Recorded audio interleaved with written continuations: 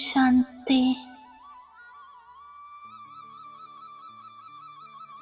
മസ്തകമധ്യത്തിൽ പ്രകാശിക്കുന്ന ഞാൻ ഒരു ദിവ്യ നക്ഷത്രമാണ്.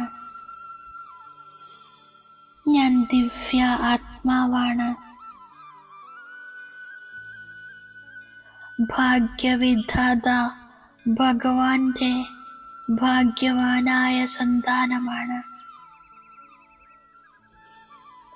സ്വയം ഭഗവാനിൽ നിന്നും എനിക്ക് ഭാഗ്യത്തിൻ്റെ അധികാരം സ്വത്തിൻ്റെ രൂപത്തിൽ പ്രാപ്തമാണ്.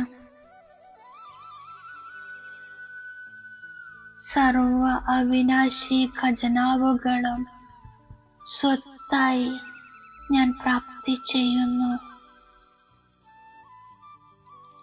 പ്രിയ ബാബ, അങ്ങ് എന്നെ സ്വന്തം കുട്ടിയാക്കി ജീവൻ മുക്തിയുടെ അധികാരിയാക്കി.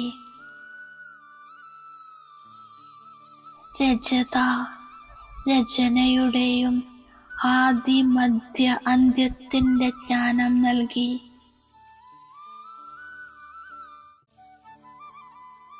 ബാബ, അങ്ങനെ തനിക്ക് സമാനം ത്രികാലദർശിയാക്കി. പ്രിയ ബാബ, എന്നെ അലൗകിക താജ് തക്ത തിലകധാരിയാക്കി. എൻ്റെ മസ്തകത്തിൽ ആത്മസ്മൃതിയുടെ തിലകമണിയിച്ച് എന്നെ വിജയരത്നമാക്കി. എന്നെ തൻ്റെ ഹൃദയ സിംഹാസനത്തിലിരുത്തി വിശ്വരാജ്യ അധികാരിയാക്കി. വിശ്വകല്യാണത്തിൻ്റെ ഉത്തരവാദിത്വം നൽകി ഡബിൾ താജധാരിയാക്കി. ഞാൻ പരമാത്മാ ദിൽ തക്ത നശീനനാണ്. ഞാൻ അവിനാശി തിലകധാരിയായിരിക്കുന്നു. മസ്തകത്തിൽ ആത്മസ്മൃതിയുടെ വിജയത്തിൻ്റെ തിലകമുണ്ട്. പരമാത്മസ്മൃതിയുടെ തിലകമുണ്ട്. ഞാൻ ഭാഗ്യവാനാണ്. എനിക്കു ചുറ്റും പവിത്രതയുടെ ആഭാമണ്ഡലം പ്രകാശിക്കുന്നു. ഞാൻ ഈശ്വരീയ സന്താനമാണ്.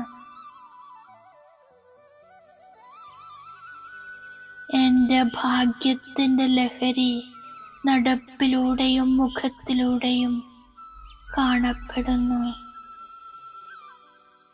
ഭഗവാന്റെ സന്താനമായി അനേക ജന്മങ്ങളിലേക്കുള്ള ഭാഗ്യം എൻ്റെ ജന്മസിദ്ധ അധികാരമാണ്. ഞാൻ ആത്മാ ഫരിസ്തകളുടെ ലോകത്തിലാണ്. ജീവിതം സന്തോഷത്താൽ നിറഞ്ഞിരിക്കുന്നു. ഞാൻ ഈശ്വരീയ സന്താനമാണ്. ഈ സ്മൃതിയിൽ നിരന്തര ലഹരിയും സന്തോഷവും അനുഭവം ചെയ്യുന്നു. ഞാൻ ഈശ്വരീയ സന്താനമാണ്. എന്നിൽ ഒരു ആസുരീയ അവഗുണവും ഉണ്ടാകരുത്. എൻ്റെ ഉന്നതി ഉണ്ടാകണം. ഞാൻ സ്വർഗവാസിയും വിശ്വത്തിൻ്റെ അധികാരിയുമായി മാറുകയാണ്. സംഗമത്തിൽ ഞാൻ ട്രാൻസ്ഫർ ആകുന്നു. ഞാനിപ്പോൾ ഈശ്വരീയ സമ്പ്രദായത്തിലേതാണെന്ന ലഹരിയുണ്ട്. ഞാൻ ബാബയെ ഓർമ്മിക്കുന്നു. സ്വയം ആത്മാവാണെന്ന് മനസ്സിലാക്കുന്നു. പുരുഷോത്തമ സംഗമയുഗത്തിൽ ഈശ്വരീയ സമ്പ്രദായമായി മാറുന്നു. ഞാൻ ശിവബാബയുടെ സന്താനമാണ്. ഭാവിയിൽ ഞാൻ ദൈവിക സ്വരാജ്യം നേടുന്നു. സുഖമായിരിക്കും. ബാബ സ്വർഗത്തിന്റെ സ്ഥാപന ചെയ്യുന്നു. ഇതെന്റെ മധുരമായ അച്ഛനാണ്. എന്നെ 21 ജന്മത്തിലേക്ക് സ്വർഗവാസിയാക്കി മാറ്റുന്നു. ഞാൻ ഈശ്വരീയ പിതാവിൽ നിന്നും ദൈവിക സന്താനമായി മാറുന്നതിന് പഠിക്കുന്നു. ബാബ വന്ന് എല്ലാവരുടെയും വികർമ്മം വിനാശമാക്കി കൂടെ കൊണ്ടുപോകും. ബാബയിൽ നിന്നും ഞാൻ ഭാവിയിലെ 21 ജന്മത്തിന്റെ സമ്പത്ത് നേടുന്നു. ഈ പഴയ ലോകം നശിച്ചു പോയി കഴിഞ്ഞു. ഇതിനു മുൻപ് മുഴുവൻ പുരുഷാർത്ഥവും ചെയ്യണം. ഞാൻ എൻ്റെ ജീവിതത്തെ വജ്രസമാനമാക്കുന്നു. ഞാൻ ഈശ്വരീയ സന്താനമാണ്. അച്ഛൻ്റെ അടുത്ത് വന്നിരിക്കുകയാണ്.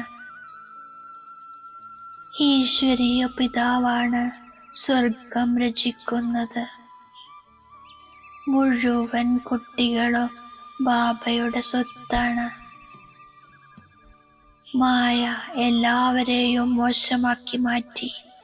ഇപ്പോൾ ബാബ വന്ന് പുഷ്പമാക്കി മാറ്റുന്നു. ബാബയ്ക്ക് കുട്ടികളോട് മോഹമുണ്ട്. ഞാൻ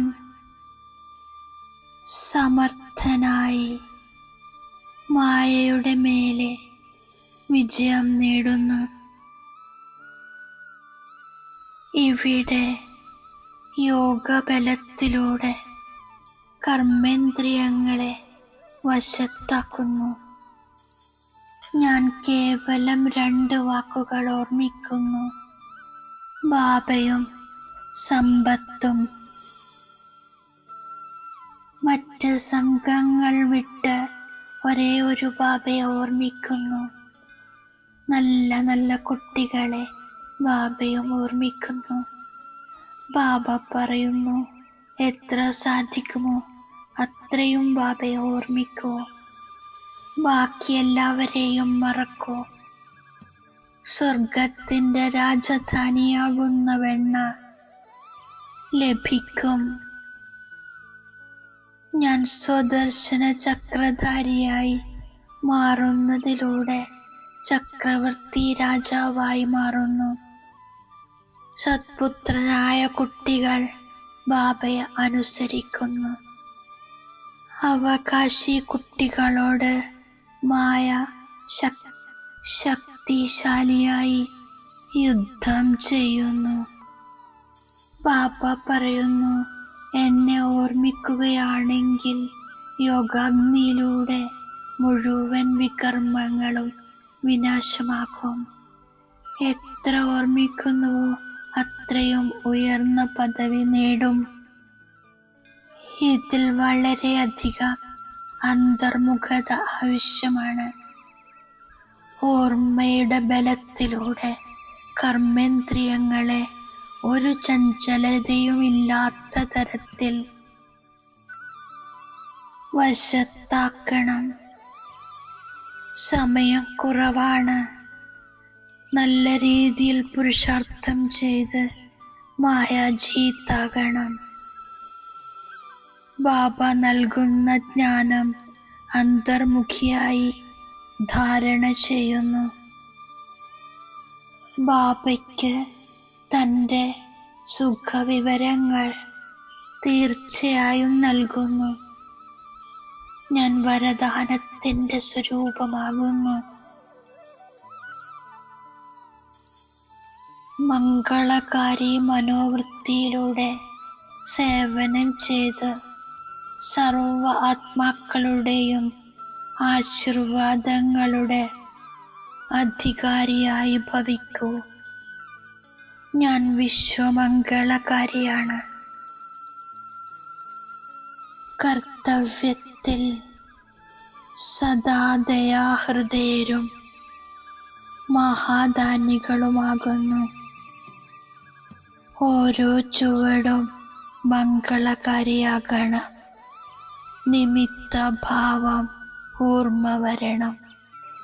സേവനത്തിൻ്റെ ഫലമായി സർവ ആത്മാക്കളിൽ നിന്നും ആശീർവാദങ്ങളുടെ അധികാരം പ്രാപ്തമാകുന്നു. സാധനങ്ങളോടുള്ള ആകർഷണങ്ങൾ സാധനകളെ അപൂർണമാക്കുന്നു. ഓം ശാന്തി.